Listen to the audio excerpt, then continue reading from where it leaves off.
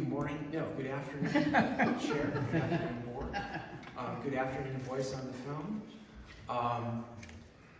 I came to this board at the beginning of February talking about 4,000 cases of a novel coronavirus in a single province in China. And in that ensuing month and a half, we have gone from a global health emergency to a pandemic to something that is basically very close to us in the Bay Area, where we're seeing a shutdown of civil society and sheltering in place by over 7 million people. I think that is concerning for us, but I think we also have a way through it. One of those ways through it is what I put forth to you on Friday the 13th, was a local health emergency, a proclamation by me that will allow us as a community to pull the resources we need together to respond to this. A lot of work we've been doing in the background already, meeting as a departmental operations center and meeting over the last 2 weeks as a county emergency operations center, and building a plan for what is going to be a campaign. And I think that's a term that we hear from fire about a campaign fire, something that takes more than a couple days to put out. Well, this is akin to that, is we need to be ready to go on a campaign against a disease for months. Right now, we are in what we call the containment phase, the first phase of this campaign. That is, as a county, we are in containment.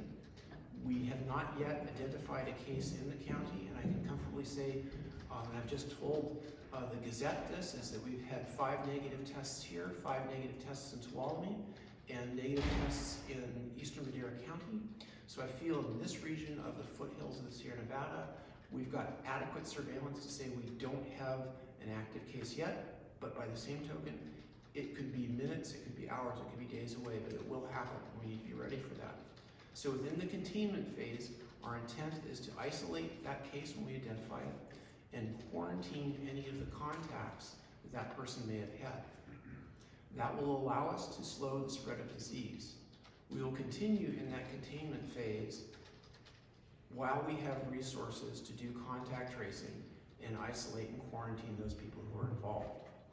We've asked the sheriff and the DA to assist us with contact tracing by lending us their skilled investigators, the same skill set we use for doing disease detection, they use for crime detection. That will increase our capacity to stay in containment as long as possible. When we run out of that capacity, we will switch to the mitigation phase. Mitigation is some of the measures you're already seeing layered on, things like the closure of large-scale events, which I did the health officer's order also for on Friday, and will be modifying to go from a definition of a large-scale event of 250 down to 50.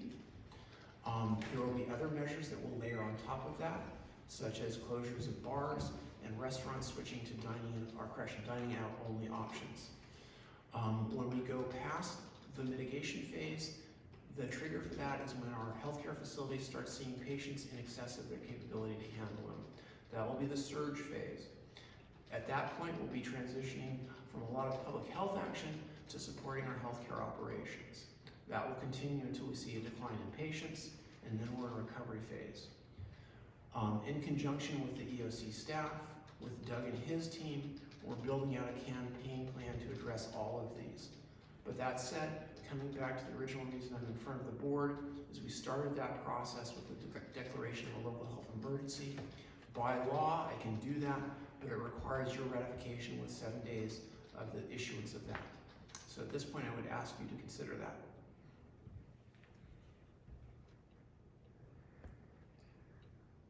Thank you.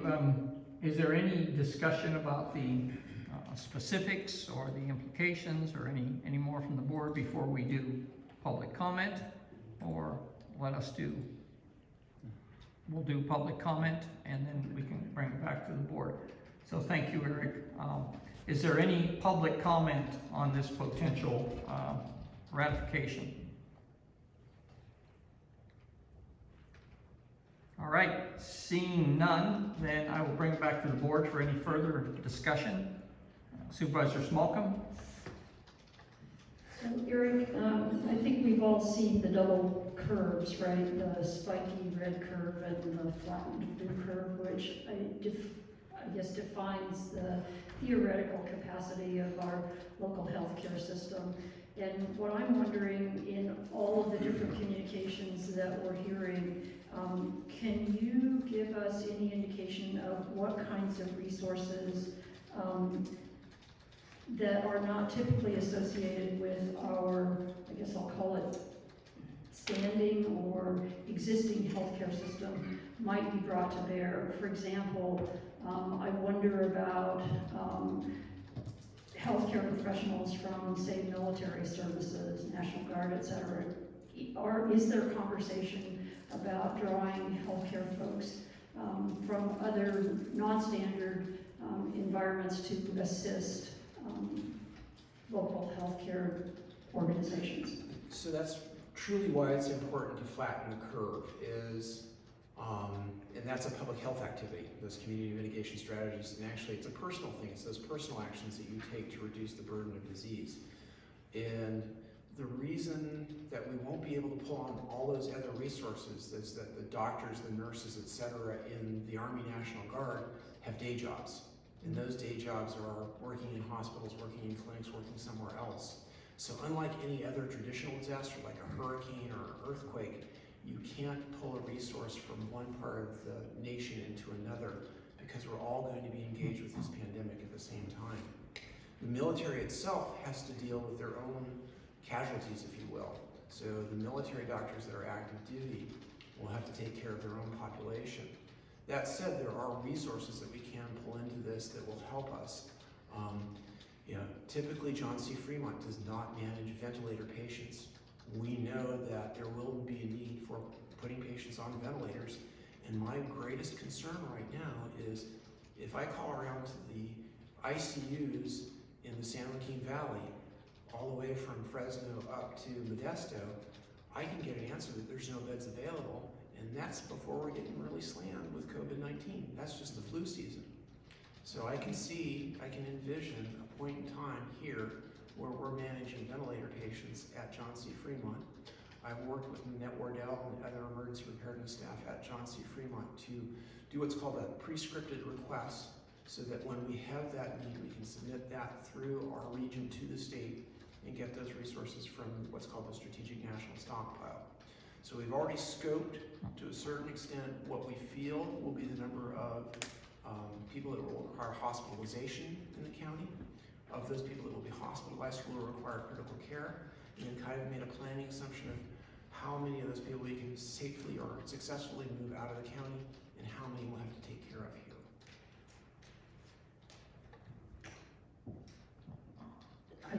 Thank you for clarifying.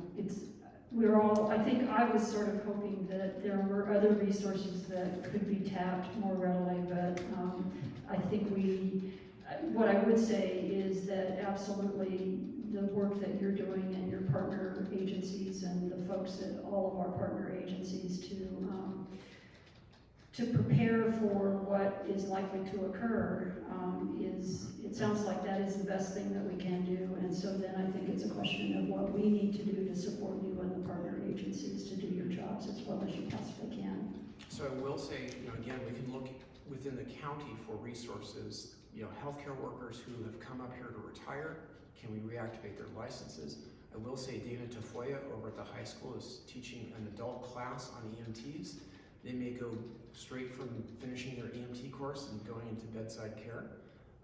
So looking for those resources that we have within our community and utilizing them to their best ability or beyond their best ability. It's kind of like, how do I grow these people's skill set over weeks to months?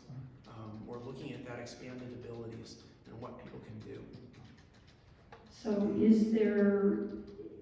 how are you proceeding along those lines? Does it make sense for us to put out calls to our constituents to ask them to, and so is it the COVID-19 helpline? As you learn of people that, again, retired nurses, retired doctors that are interested in potentially helping, they can reach out through the Mariposa COVID-19@gmail.com. Just send an email to that. Now, granted, that's going to our JIT team, but they can sort that out and forward that to our healthcare team. Okay, And similarly, I think anybody in the county who knows anybody who has a healthcare background, get them in touch with you. Yep. Okay, thank you very much, Eric. So, Doctor, we have the Associated Health Officers Order from last Friday, connected in our board Right. packet here. And recognizing that the world is different today than it was last Friday. I note there were, you note in California, there are 198 confirmed cases and 4 deaths. That's exponentially changed. That's so yesterday. By, yeah, 2,500% in the deaths, but is there a need to, recognizing this is for large-scale events, but large is a relative term, and in this large scale is sort of 250. I'm perceiving that over the weekend, the term large has come down. It has come down to 50, and Right. so I have worked with county council to do a revised health officer order, and so that should be in front of county council. I'm going to look over there and see if he's reviewed it. He's nodding up and down, so we can sign off on that health officer order. Okay. That does not require concurrence from the board, Right. like the health emergency. And so I think when we break from this, having concurrence from the county council, I'll sign off on that, recognizing that's the current state of affairs, is 50 or greater is what the guidance is from the state, but also, for want of a better term, the suggestion from both the governor and the president is gatherings of 10 or less. So we'll put into a health officer's order the 50, but ask that if people can limit their gatherings to 10 or less. And then the other thing I'd like to message, and I was just talking to Matthew about this from the Gazette, is that, lean in again. Okay, I'm leaning in again. And it has an impact. Yeah. So the health officer's guidance, or the health officer's order, we will change to 50 people or less for a large scale event, with the understanding that the recommendation from both the president and the governor are to try and limit your gatherings to 10 people or less. The other thing that I'd like to follow up on is the announcement that the governor made last night about closing gyms and theaters. And again, that was phrased as a should. And county council, and I'll apologize to our county council, I was up with Tuolumne's county council, and she was interpreting should as leaving discretion to the counties. And at this point in time, as long as we remain in containment, and as long as we're maintaining social distancing, I feel like the gyms should stay open. But again, limiting their classes to 10 people or less, and again, maintaining good hygiene, wiping down equipment and whatnot. The other guidance that came out last night from the governor that was phrased as a should is the closing of bars and the switching of dining facilities to takeout. Again, I see that as a should. I see us as in containment. I would ask that those facilities move towards that, but understand if it takes them a day or two or more. That's something we'll not enforce until we move from a containment into mitigation. And at that point, I will issue a health officer's order asking that to take place. All right. Are there any further, Supervisor Jones? Yes, I'd just like to make a comment. You know, Eric, I would like to say you are doing a fabulous job. And the information that is going out, and I just came back from a meeting from Tuolumne County. Don't let them steal you. That's not going to happen. They threatened it, and I will not let that happen. And they really appreciate everything you're doing for them up there. I know, you know, this is something that we all dread. I mean, I've got vacation rentals, I've got stuff, and that is minor compared to people's lives. And I think we all need to maybe step back, take a look at it, and see what is really important, and that is people's lives and health.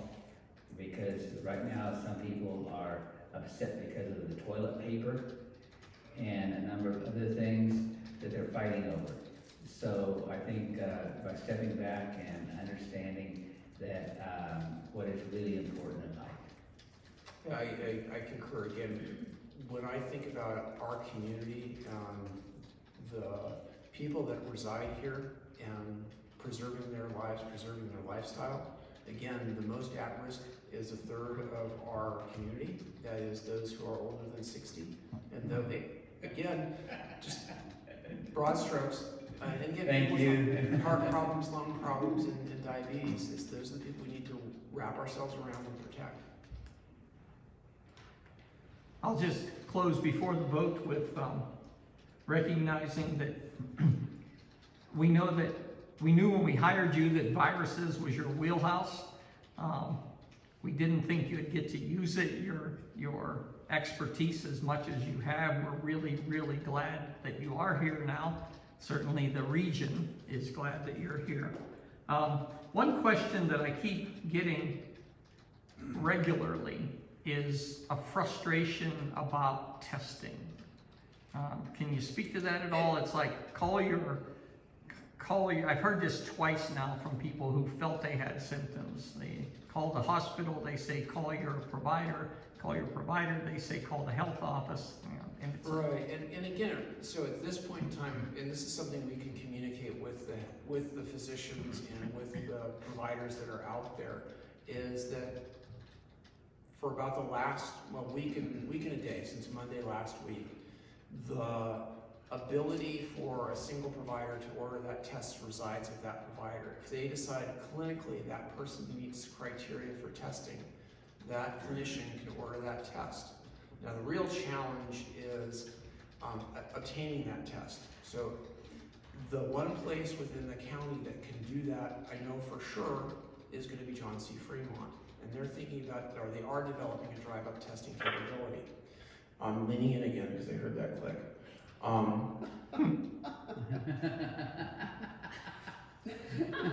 So, whereas the provider can order it and it can be processed through Quest, John C. Fremont is really the only place that can do that nasopharyngeal or oropharyngeal swab that can get the specimen in the right protected conditions, wearing the right personal protective equipment.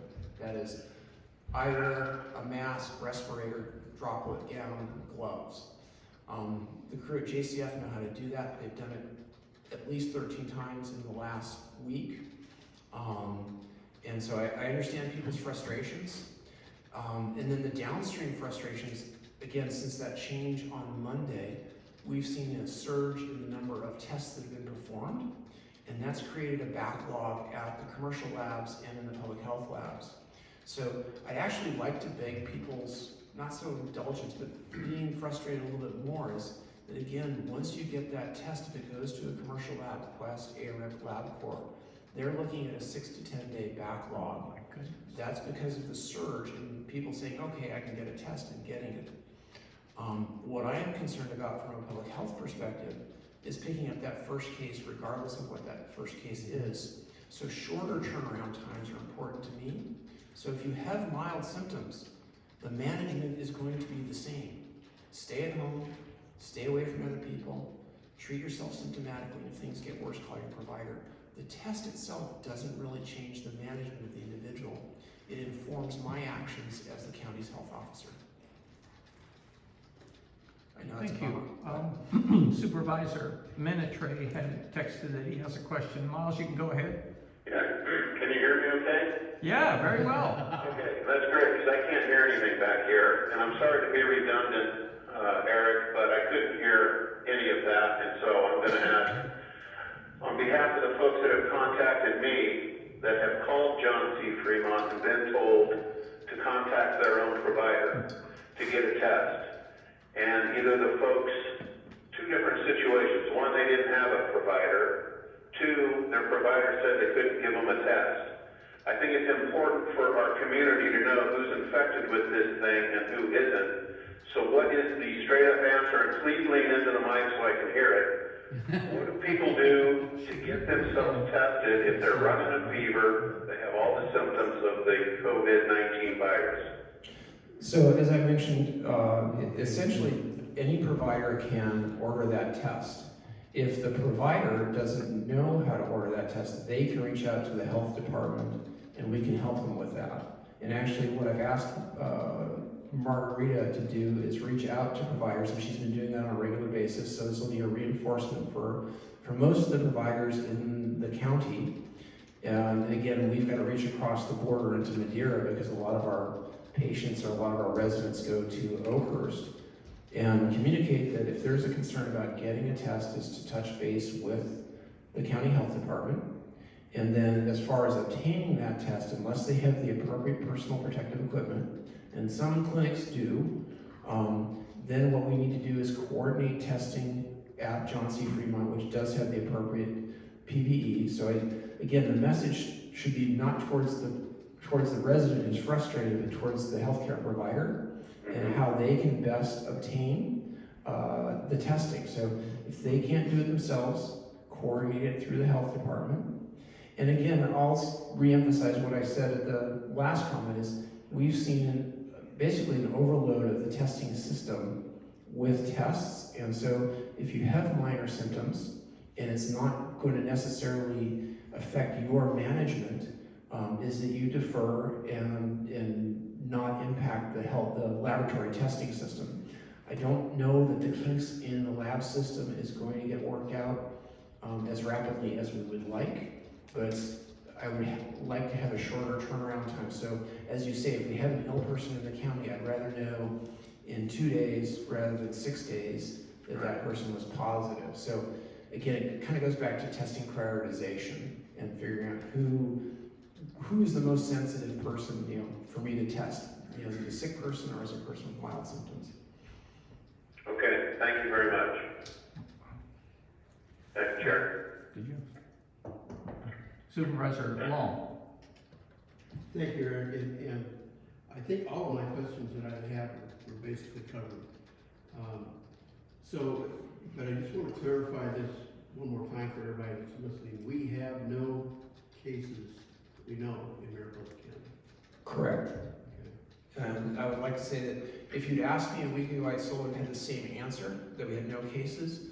But this week, I think I can comfortably say that we've done enough testing, again, in Tuolumne, Mariposa, and Eastern Madeira County, because I've been in contact with, I'm in contact with my own health officer in Tuolumne, but I've also been in contact with the health officer in Madeira, and so I have a sense of the testing that we're doing in all 3 of those communities, and that we have no positive tests in any of those. And given the travel pattern is similar from the Bay Area and other locations to our foothills communities, that we don't have active transmission occurring in Mariposa at this point in time. Thank you. Supervisor Jones. Yes, I would just like to say, again, you're doing a super job, and if there's no further comments or discussion, I would move the resolution as presented. And Supervisor Slocum. Second motion. Thank you. We have a motion, a second. There's no further discussion. We are doing roll call votes today. I will start with just a yes or no. Supervisor Jones on the adopt the resolution ratifying the declaration. Yes. Supervisor Slocum. Yes. Supervisor Long. Aye. And Supervisor Menetre. Yes. And the chair is yes also. Motion passes unanimous. Thank you very much, Eric. Thank you.